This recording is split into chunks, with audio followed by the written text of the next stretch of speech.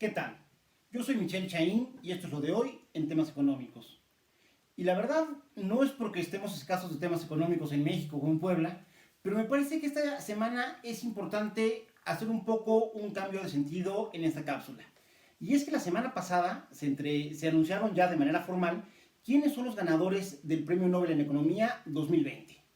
Pero antes de entrar a los laureados, me gustaría ponerlos un poco en contexto del Premio Nobel en Economía, porque curiosamente me parece es el Nobel más polémico de todos. Y es polémico pues por la propia materia. La economía, si bien tiene el rigor del método científico, pues no deja de ser una parte de las ciencias sociales donde desde luego enfoques, filias, fobias, preferencias, idiosincrasias influyen y que muchas veces hace que el trabajo de tal o cual parezca tener un sesgo político o ideológico. Y en ese sentido hay una queja, digamos que generalizada durante algunos años, más en la década de los 70s y 80s, de que había una cierta preferencia por los economistas más ortodoxos, es decir, del mainstream, de la parte principal de la ciencia económica, y que de alguna manera se marginaba a algunas otras escuelas, como es el caso del marxismo.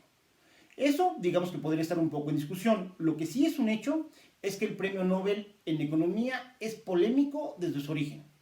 A diferencia del resto de los premios Nobel que vienen del testamento que dejara Alfred Nobel en 1895, en el de economía se establece hasta 1968 y se hace para celebrar, si mal no recuerdo, el 300 aniversario del Banco Central de Suecia.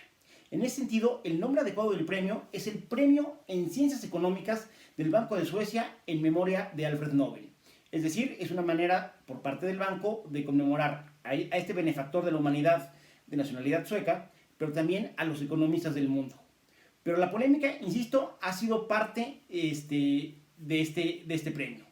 Y uno pensaría que los graduados, que los premiados serían los primeros en tratar de defenderlo. Y la verdad es que no ha sido así. Una figura emblemática como Friedrich von Hayek, que es, digamos, que uno de los principales expositores de la escuela liberal austriaca, rival ideológico en muchos sentidos de John Maynard Keynes, pues cuando le dieron el premio, lo que él dijo fue que pues, era una locura y era un sinsentido darle un premio Nobel en economía a una sola persona cuando la economía es un constructo social donde todos, absolutamente todos los seres humanos, en la medida que participamos en el mercado, ya sea como compradores, como vendedores, como industriales, como líderes de industria, de fábrica, todos somos quienes conformamos la economía. Y que en ese sentido, pues la verdad, no les ha sentido. Polémicas más, polémicas menos, también tiene mucho que ver con el tema de las nacionalidades y sobre todo de en qué lengua se escriben las obras premiadas. El 65% de los laureados con un premio Nobel son norteamericanos y otro 15% son británicos. De tal manera que en números duros sí hay una cierta preferencia por los autores que hablan en inglés. Y en términos de género, ni hablar. Únicamente dos mujeres, Ostrom me parece a mediados de los 90 y el año pasado la francesa Esther Duflo, han sido las dos únicas mujeres que han sido laureadas con el Nobel en Economía. Y entrando precisamente un poco a ya los laureados de este año, me parece importante ponerlos en contexto referente a lo que se dio en 2019. En 2019 la academia, digamos que rompió una tradición de muchas décadas en las cuales se estaban premiando aportaciones sumamente específicas en el campo económico. Y con el premio que se le dio el año pasado a Banjiri, que es un economista de la India nacionalizado norteamericano, a Esther Duflo, que es francesa, y a Michael Kramer, norteamericano, se les dio el premio por sus aportaciones en el estudio y en el combate de la pobreza. Es decir, el premio Nobel volvió a ganar esta universalidad, este sentido holístico que tuvo en sus inicios. Este año, digamos que se regresa a la parte muy específica, pero una parte muy específica que es trascendente. Y es que el premio que se le da a Paul Milgrom y a Robert Wilson tiene que ver con su teoría sobre las subastas. Y quizá más de uno esté preguntando que qué tan relevantes son las subastas como para darle un premio Nobel. Miren, si lo vemos en el sentido de que buena parte de lo que hace la economía es, a través de los precios, revelar las preferencias de los actores económicos, es ahí donde las subastas se vuelven muy importantes. Y cuando digo que la economía revela las preferencias de los agentes económicos, es porque ustedes pueden decir que quieren una mesa transparente, gris, morada, negra, Y podrán decir todo lo que quieran. Pero en el momento que ustedes tienen que intercambiar su dinero y saben que por ese dinero no les van a dar nada más que la mesa que están comprando, ahí es donde se revela lo que realmente queremos. Ahí donde enfrentamos nuestro costo de oportunidad, es donde le decimos al mercado que es por lo que sí estamos dispuestos a sacrificar la opción de comprar todas las demás mesas. Y si compramos la transparente, pues todas las demás se quedaron ya fuera de nuestro alcance. Y lo mismo pasa con el vendedor. Él podrá decir que quiere vender a 30, a 50, a 40, a 10 o a 100 mil. Pero al final hay un precio por el cual cierra la operación con el comprador y entonces no importa lo que haya dicho antes, ahí sabemos que su verdadera preferencia en la marginalidad era irse por ese precio. Sin embargo, hay muchos bienes y servicios que por su naturaleza o por convenir así en términos sociales no entran al mercado de manera regular y hay que inventar un mecanismo para ayudar a que tanto compradores como vendedores revelen sus preferencias. Y es ahí donde entran de manera muy importante los mecanismos de subastas, sobre todo en el sector público.